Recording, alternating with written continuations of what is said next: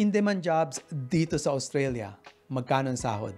Ano-ano nga ba ang mga in-demand jobs dito sa Australia, lalong-lalo na for the migrants? At sa mga in-demand jobs na to, magkano ang kinikita or magkano ang sinasahod ng isang migrant? Ako si Marvin at isa nga akong immigrant dito sa Australia at kasalukuyan ako nagtatrabaho bilang isang mechanical engineer sa isang engineering consultancy company dito sa Australia. At kung interested ka about my work history from being an OFW to becoming an immigrant dito sa Australia, pwede mong check yung LinkedIn profile ko dyan sa description. So, pag-usapan natin kung ano-ano nga ba ang mga in-demand jobs dito sa Australia, lalong-lalo na for the migrants, at isali na rin natin kung magkano ang sahod ng mga in-demand jobs na to. And to make it comparable, lalong-lalo na sa mga OFW, tingnan din natin yung take-home pay. At kung handa ka na, tara! Ang Australia bilang isang immigrating countries ay may permanent at temporary migration program to address the skill shortages dito sa Australia. At dahil nga sa population growth na dulot na rin ng pagpasok ng mga migrants ay tumataas ang demand sa housing, education at healthcare. At itong mga sectors na to ang may pinakamataas or in-demand jobs dito sa Australia. To address the demand in housing, which also covers the infrastructures, sa construction sector, ito yung mga in-demand jobs dito sa Australia. Civil engineer. Ang mga civil engineers ay nagde-design or nagbi-build pati na rin nagme-maintain ng mga infrastructures katulad ng mga roads, bridges or tulay, release ng tren at water system or yung patubig. Ang mga ito rin ang nagpaplano or nagde-design ng mga buildings pati na rin ng mga bahay or houses. So kung isa kang civil engineer or structural engineer ay in-demand ka dito sa Australia. Pumapangalawa naman ang electrician. Electrician ang nag-i-install or kumakabit, pati na rin ang nagme-maintain at nagre-repair ng mga electrical networks or systems and equipment. Kung ikaw ay electrician or gusto mong maging electrician, in demand to dito sa Australia. At number 3 is construction manager. Ang pagbibuild ng mga pabahay or housing, high-rise buildings or mga infrastructures ay pinamumunuan ng construction managers. So kung ikaw ay skilled or experienced construction manager in construction sector, katulad ng residential, commercial or industrial, ay pwede mong subukan dito sa Australia. So, yan ang mga in-demand jobs sa construction sector. Sa education naman,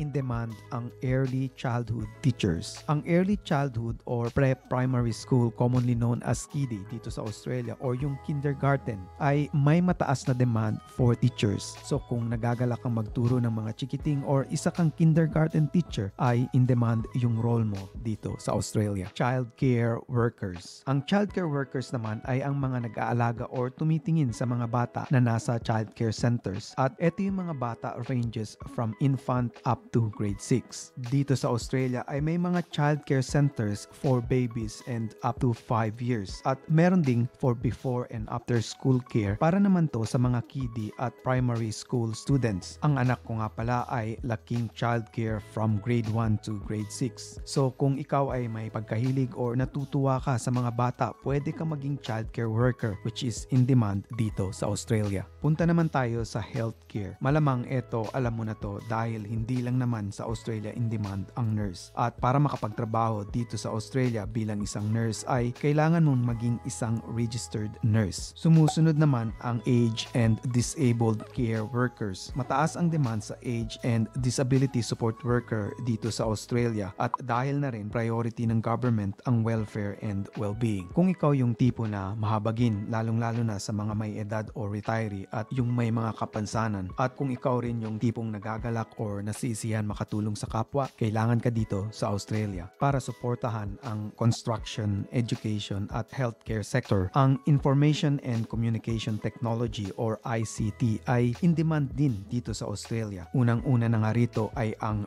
Business and Systems Analyst. Kailangan ang Business and System Analyst to improve processes and procedures ng isang organization at para na rin makapag-provide ng magandang service to clients and customers. So, kung ikaw ay Business and Systems Analyst, in demand ka dito sa Australia. Sumusunod naman ang Software and Applications Programmer. Kung isa kang programmer na nagde-develop or nagte-test or nag-update ng mga applications or software programs ay kailangan ka rin dito sa Australia. At syempre sa food services naman ay in demand ang chef dito sa Australia. So, ayan ang mga in-demand jobs dito sa Australia. Ngayon, kung wala naman yung trabaho mo sa list, ang ibig sabihin nun ay hindi lang ganun kataas ang demand, pero maaari ka pa rin mag-migrate dito sa Australia as long as nasa skilled occupation list ang work mo. At kung di mo pa napapanood yung video ko about the 3-step application process, ay panoorin mo to. Ngayon, tingnan natin kung magkano ang sahod ng mga in-demand jobs na to across Australia. Para malaman ang average salary ng bawat roles or trabaho